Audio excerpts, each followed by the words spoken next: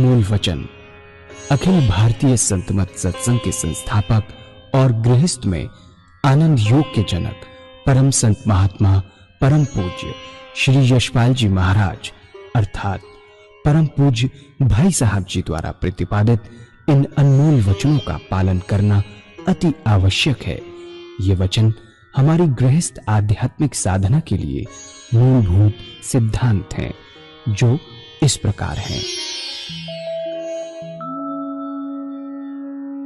हम दुनिया की हर चीज की कीमत आंकते हैं, अपने मानव जीवन की कीमत भी जाने व परमात्मा की प्राप्ति हेतु साधना करें।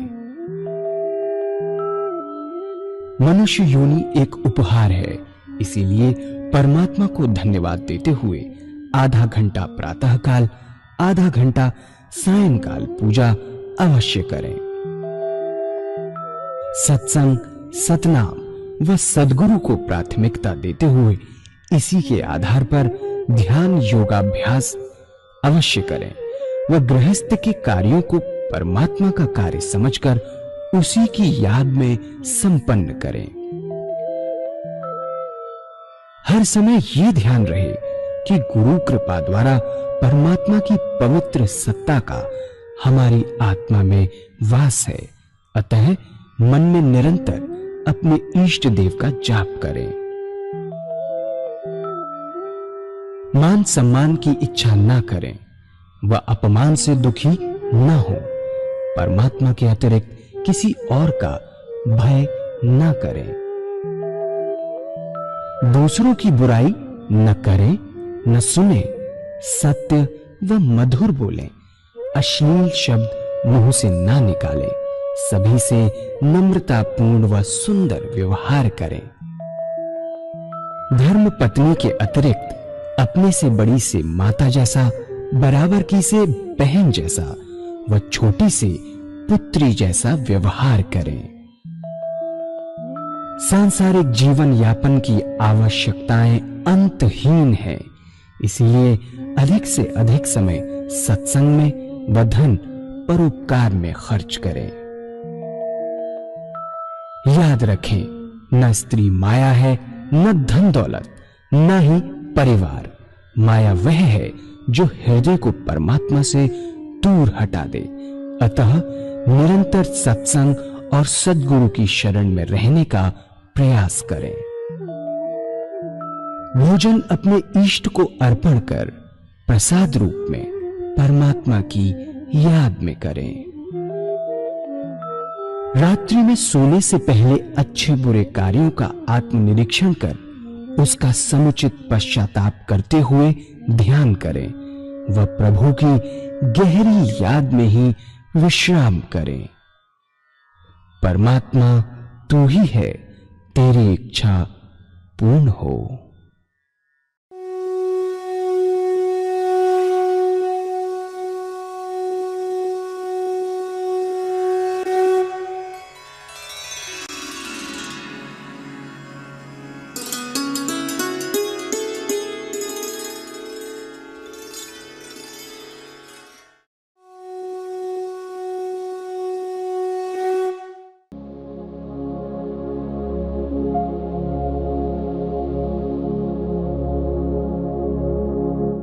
जय सद्गुरुदेव जय पद शरणम श्रेयस्वरूप चरणों शरणम।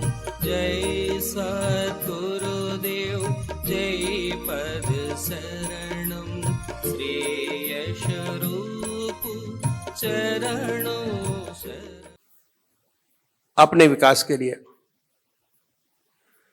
संसार की भलाई के लिए यह पूजा बहुत जरूरी है, बहुत परम आवश्यक है। कहते हैं कि जब मन को नींद आ जाती है तो आत्मा भी सोती है,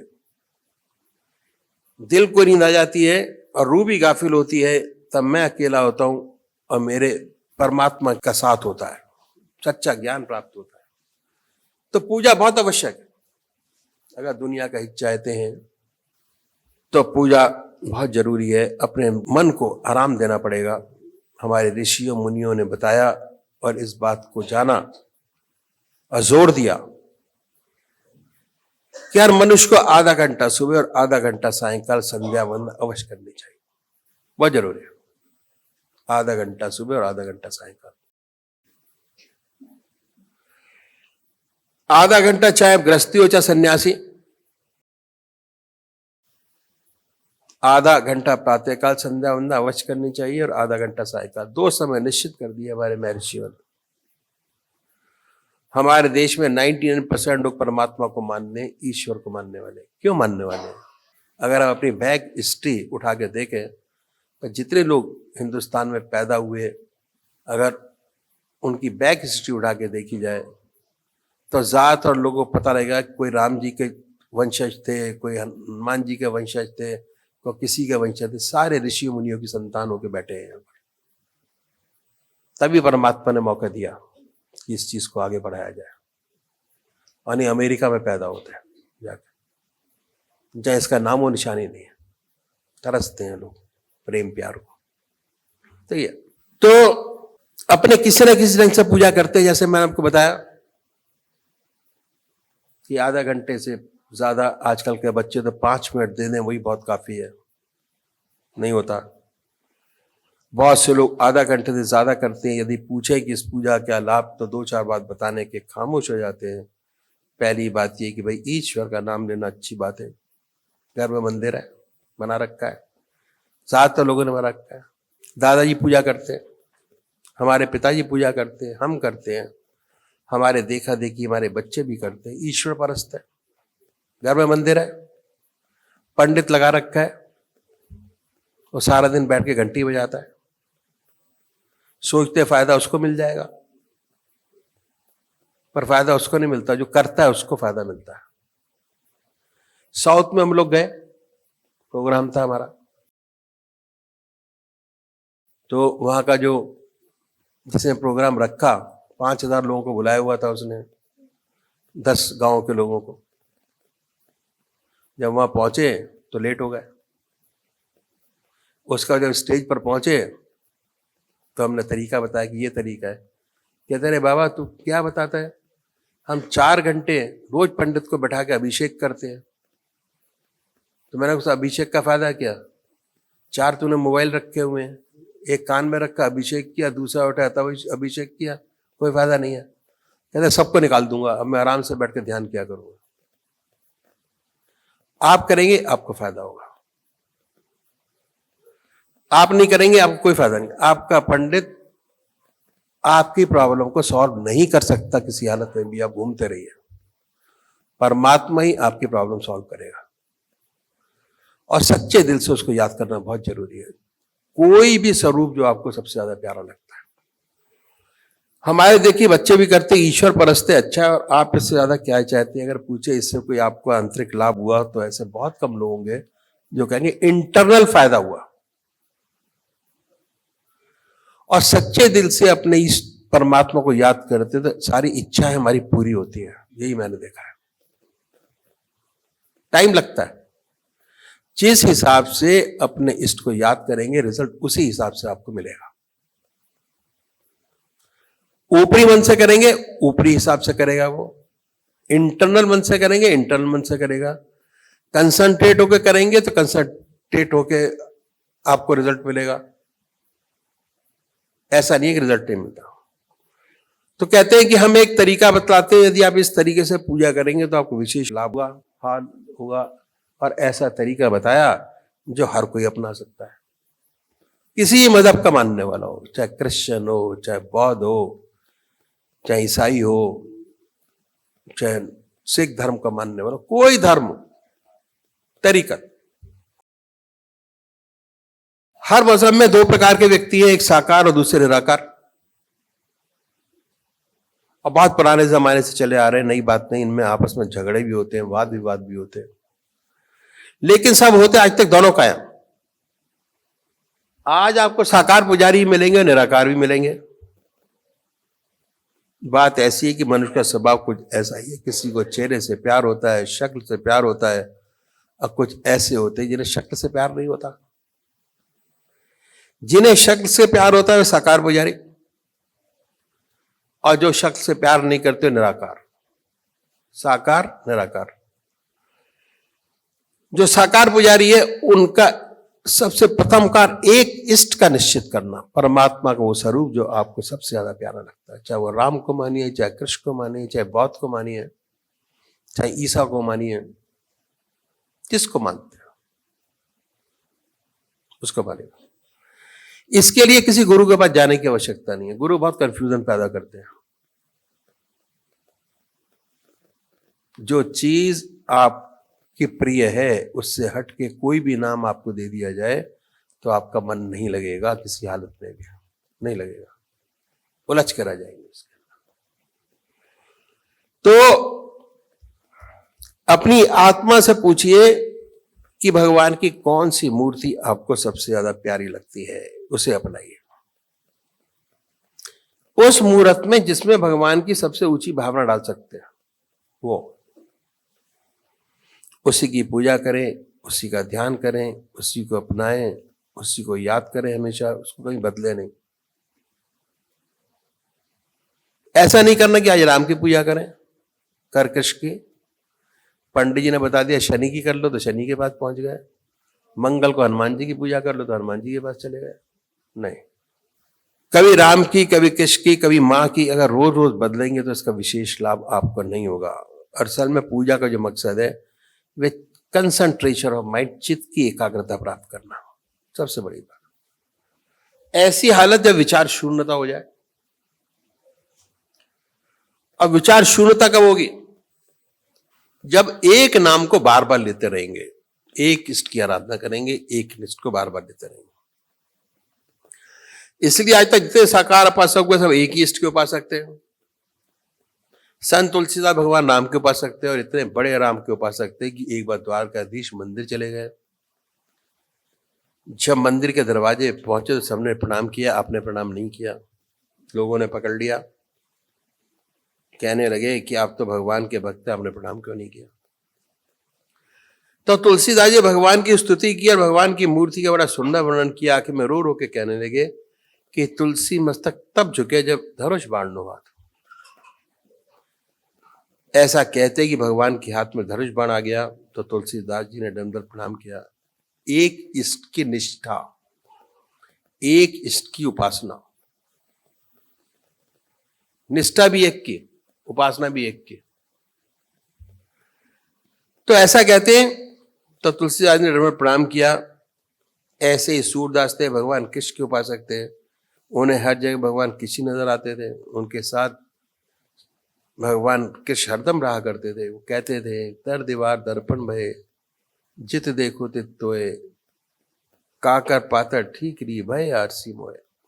ये है कंकड़ों में, पत्थरों में भगवान कृष्ण नजर आते थे। इसलिए जितने साकार भक्त हुए सब एक इष्ट के उपासक थे। इसलिए साकार पुजारी को अपना एक इष्ट निश्चित करना बहुत जरूरी है, और वो जिसको आपकी आत्मा कबूल करे, दूसरे के कहने से नहीं, आपकी अपनी आत्मा जिसको कबूल करे, तभी सच्चा ध्यान बनेगा, चित्त की एकाग्रता प्राप्त होगी। अगर बार बार बदलेंगे या बहुत सी मूर्तियों का ध्यान करेंगे तो पूजा का मकसद आपका पूरा नहीं होगा। बहुत सी लगेगा ही नहीं ध्यान, बहुत सी मूर्तियों का। इसलिए पूजा करने के लिए कुशाय कंबल का आसन हो, धूप बत्ती अगरबत्ती जलाएं, साफ सुथरी चादर बिछाएं, बड़े प्यार से सफाई के साथ। रात्रि के अपने बदल कर बैठे, ये भी जरूरी है। यदि स्नान नहीं कर सकते तो कोई बात नहीं, मुंह धोकर सुखासन से बैठे, फिर अपने इष्ट को सामने देखें कि आपका इससे शरीर आपके सामने विद्यमान है। पूजा का तरीका बड़े प्यार से, जैसे एक मंदिर के अंदर अगर आप पुजारी को देखें तो उसके पूजा के कपड़े अलग होते हैं, बाहर के कपड़े अलग होते हैं। इसी तरीके से आप भी एक जोड़ा अपना अलग रखिए पूजा का।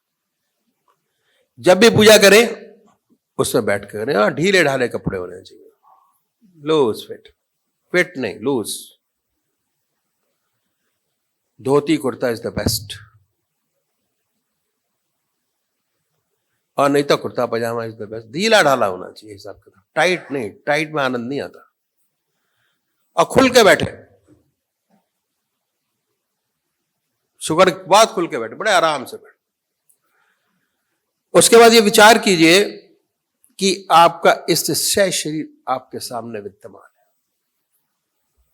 दूसरी बात, विद्यमान आपके सामने बैठे हुए हैं, ऐसा विचार कीजिए। फिर भक्ति भाव से भजन गाइए तो क्या होगा, जितने आपके वहम की विचारों की दुनिया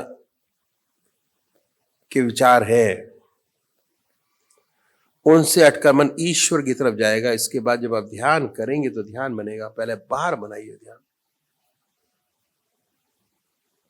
अपने इष्ट की मूर्त, बड़े प्यार से, इतने प्यार से कि ना कोई दूसरा विचार रह जाए ना ख्याल। अब क्या है कि हमारी आत्मा, जिसे मैंने बताया, वो देखती रहती है, बताती रहती है कि हम क्या कर रहे हैं। जब मन हट जाए फिर प्यार से उस पवित्र मूर्ति पर जमे, क्योंकि हम गृहस्थी हैं, घर के काम बहुत सारे हैं हमारे पास है, बड़ी चिंताएं रहती हैं, इसलिए इतना इजी ध्यान लगाना नहीं है। जैसे आप ध्यान लगाएंगे ऐसे ऐसे विचार आपके सामने आएंगे जो आपने जिंदगी में कभी सोचे नहीं होंगे। फ्लो ऑफ थॉट्स, उनको दबाना नहीं है, उनको हटाना है।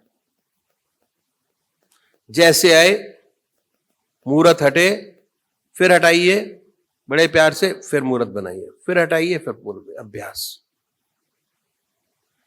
क्योंकि अभी तक पूजा के अंदर हमको सांसारिक विचारों को सोचने का अभ्यास पड़ा हुआ था, इसलिए ऐसे ऐसे विचार हमारे सामने आते हैं जो हमने कभी जिंदगी में सोचे नहीं होंगे।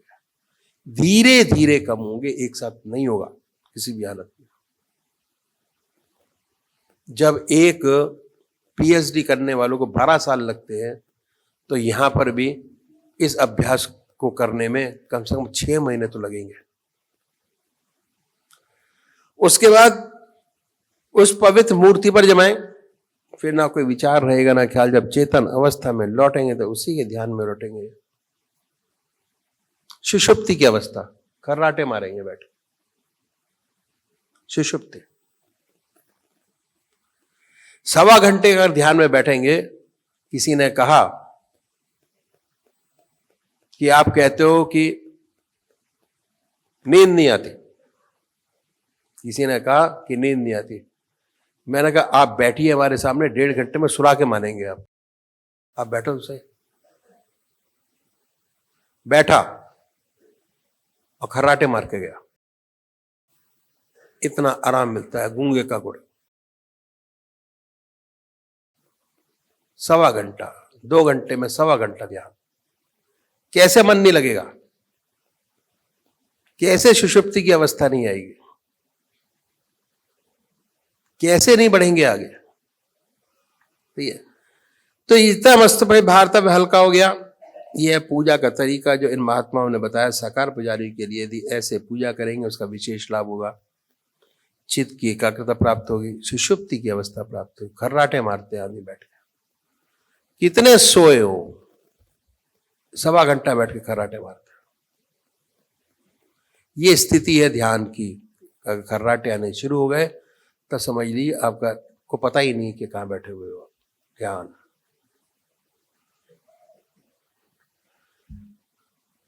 और उसके बाद सुषुप्ति से सहज समाधि में प्रवेश कर जाएंगे। दूसरे भाई जो निराकार भगवान के उपासक हैं, जो परमात्मा की मूर्ति को नहीं मानते, क्या करें?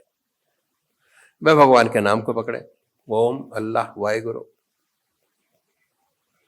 दिल की हर धड़कन पर उस नाम को सुने। सुख आसन से बैठे, हृदय की तरफ निगाह रखें, बड़े प्यार से बैठिए, कोई टेंशन नहीं, आनंदमय अवस्था बनाइए कि प्रभु तेरे चरणों में विश्राम चाहता हूं इतने पीरियड। और ये ख्याल करें कि जब आपका हृदय धुक धुक करता है तो जो हार्ट बीट है उससे जो नाम है वो छुरा है वो निकल रहा है, हृदय ओम ओम कह रहा है, वाइब्रेट करता है पूरे शरीर में। वाइब्रेशंस को महसूस करिए, करता है, वाइब्रेट करता है। जवान नहीं कह रहे, शुरू में दिक्कत होती है तब आप मानसिक जाप कर सकते हैं बड़े प्यार से। वो ओम। धीरे धीरे ऐसी स्पष्टता आती है, बस बस सुनाई देता कि हृदय से ओम की आवाज निकल रही है। ऐसी हालत पैदा होती है, ना कोई दूसरा ख्याल रहता, ना विचार, ऐसे तल्लीन हो जाते हैं और होश नहीं रहता, अपने आप से गायब हो जाते हैं। गायब, पता ही नहीं कहां बैठे हुए। किसी भाई ने पूछा कि जो पतंजलि महाराज का अष्टांग योग है उसके अंदर बताया है कि ध्यान कैसे किया जा सकता है। कमर सीधी हो, कुशा का आसन हो, बहुत सारी चीजें बताई हुई है उसमें। किसी भाई ने, दूसरे ऑर्गेनाइजेशन के आदमी ने यही आकर पूछा कि आप तो कहते हैं कि आपके यहाँ तो हिसाब किताब ही उल्टा है सारा। मैं शांति पाठ कक्ष में जाके बैठा, कोई टेढ़ा बैठा है, कोई सीधा बैठा है, ये तो ध्यान नहीं हुआ। तो मैंने कहा कि आप मेरे को बताओ, जैसे पतंजलि महाराज ने लिखा है उस हिसाब से बैठिए आप। और जब ध्यान नहीं लगा तब तक तो माला में ध्यान है आपका, और माला छूटी आप ध्यान में चले गए, तो टेढ़ा बैठा या सीधा बैठा उससे क्या मतलब है भाई? ध्यान तो ध्यान है। जिस पोस्टर में आपको सबसे ज्यादा आराम मिलता है वो पोस्टर ऑटोमेटिक अपने आप शिफ्ट हो जाता है। और हमारा जो रास्ता है इस पतंजलि महाराज का ही रास्ता है। बहुत सी चीजें छोड़ दी जाती है। लास्ट ध्यान धारणा, ध्यान धारणा, और लास्ट में समाधि। बैठे हैं, मन इष्ट के चरणों में लगा हुआ है, संसार में बैठे हुए हैं, काम सारे कर रहे हैं, पर आज्ञा चक्र स्पंदन आपका बराबर चल रहा है। ध्यान, काम करते ध्यान, खाते ध्यान, सोते ध्यान, automatic. This all is automatic. करके देखिए, सब ऑटोमेटिक है, टोटल ऑटोमेटिक। जैसे काम खत्म हुआ ऑटोमेटिक शिफ्ट अपने इष्ट के चरणों में। काम आया फिर ऑटोमेटिक शिफ्ट काम पर, फिर शिफ्ट हुआ ऑटोमेटिक शिफ्टिंग। जरूरत ही नहीं है कुछ करने की, सब ऑटोमेटिक, एवरीथिंग इज ऑटोमेटिक।